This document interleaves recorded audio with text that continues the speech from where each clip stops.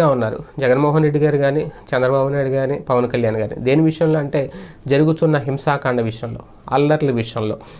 ఒక పక్క ఎమ్మెల్యేలను హౌస్ అరెస్టులు చేస్తున్నారు. 144 సెక్షన్ ఇంకా కొనసాగుతోంది. రచ్చ అయితే ఇంకా ఆగలేదు. పులవర్తి నాని ఆల్రెడీ హాస్పిటల్ నుంచి డిశ్చార్జ్ అయ్యారు.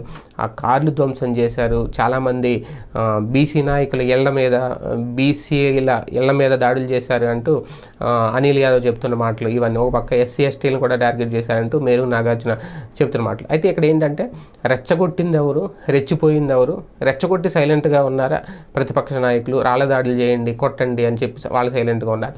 ఒక పక్క దాడులు జరుగుతున్న ముఖ్యమంత్రి జగన్మోహన్ రెడ్డి గారు మాత్రం ఈ విషయంలో సైలెంట్గా ఉన్నారు. ఆయన వచ్చి ఐపాక్ టీంతో మాట్లాడారు.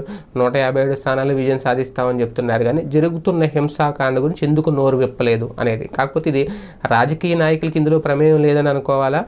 ఎవరు రాజకీయ కుట్రలు చేయకుండానే ఎంత దూరం